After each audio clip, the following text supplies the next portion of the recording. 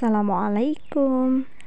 Selamat datang di dapur Konita Motekar. Kali ini saya akan berbagi resep yang sangat unik dan belum ada sebelumnya. Untuk lebih jelasnya teman-teman tonton sampai selesai ya. Kita masukkan santan instan, 1 bungkus santan instan ditambah dengan air putih ya. Ini saya masukkan sebagian dulu 500 ml air putihnya, kita aduk-aduk, lalu tambahkan lagi 500 ml lagi. Jadi totalnya ada 1 liter air ya yang ditambahkannya. Nah, ini kita tambahkan gula pasir sesuai selera ya. Nanti untuk rasanya bisa kita koreksi setelah gulanya larut ya teman-teman. Nah, kita aduk-aduk seperti ini. Bisa juga teman-teman tambahkan sedikit garam dan vanili biar lebih harum ya, atau bisa menggunakan juga pandan ya. Kita masak santannya sambil diaduk-aduk.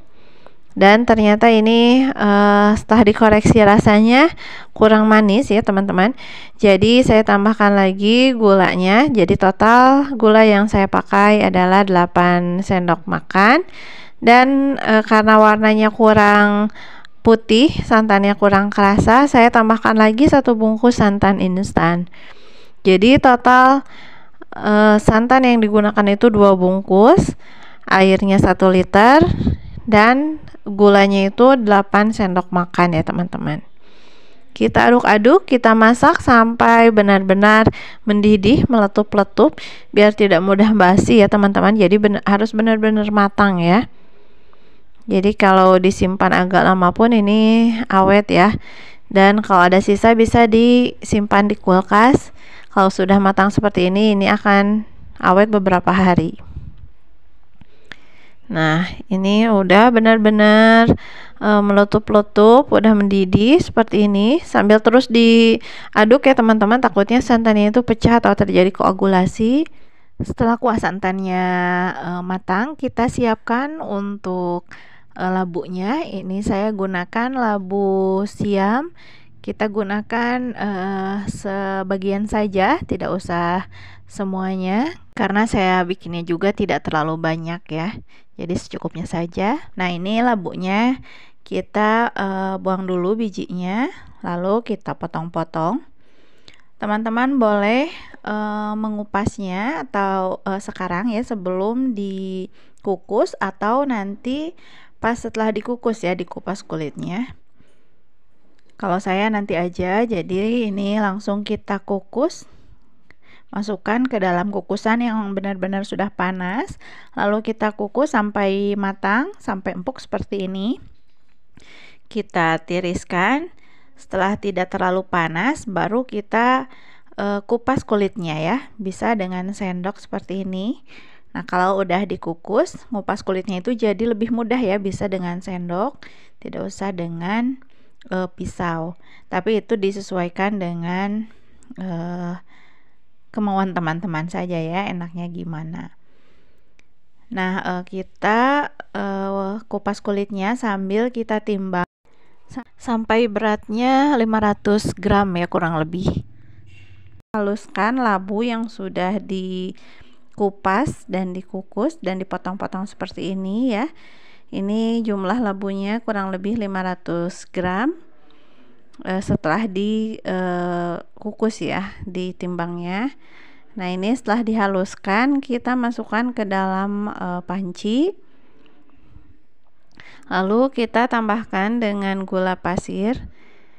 Gulanya sesuai selera ya. Ini saya gunakan 3 sendok makan dulu, lalu ditambah dengan sedikit garam 1/4 sendok teh dan 2 sendok makan tepung maizena. Biar lebih kokoh ya pakai tepung maizena. Nah, ini kita aduk-aduk sampai semuanya tercampur rata, tepung maizenanya dengan labunya. Kalau sudah tercampur rata, kita panaskan di atas api kompor sedang cenderung kecil ya. Dan setelah diicip ternyata kurang manis, saya tambahkan lagi gula pasirnya. Jadi total gula pasir yang saya tambahkan adalah 5 sendok makan ya teman-teman. Nah, kita aduk sampai matang atau sampai meletup-letup ya. Ini kalau sudah matang, kita angkat dan pindahkan ke dalam wadah. Lalu kita siapkan kulit pangsit. Ini kita gunakan secukupnya ya, sesuai dengan isiannya nantinya. Nah, tinggal kita isi saja ke adonan labu yang sudah kita buat tadi ke dalam kulit pangsitnya, diisi secukupnya. Dan untuk merekatkan bagian pinggirnya agar nanti tertutup rapat, kita tambahkan air ya, diolesi dengan air seperti ini. Dibentuknya bisa sesuai selera. Kalau teman-teman mau isinya itu banyak, bisa langsung saja dilipat seperti ini ya, dilipat 2 saja, jadi bentuk segitiga seperti ini. Ini isinya akan banyak ya teman-teman. Tapi kalau misalnya isiannya itu tidak terlalu banyak, atau teman-teman mau melipat yang lebih cantik, jadi isinya tidak terlalu banyak ya, cukup segini saja, kurang lebih 1 sendok teh. Nah, bisa dilipat seperti pangsit kuah ya pada umumnya yang isi daging itu. Nah, caranya tinggal seperti ini, dilipat 2, lalu kedua ujungnya direkatkan lagi dengan air. Nah, hasilnya jadi seperti ini. Ini lebih cantik ya dengan dibentuk seperti ini. Tapi memang isiannya itu jadi lebih sedikit ya teman-teman, jadi menyesuaikan saja.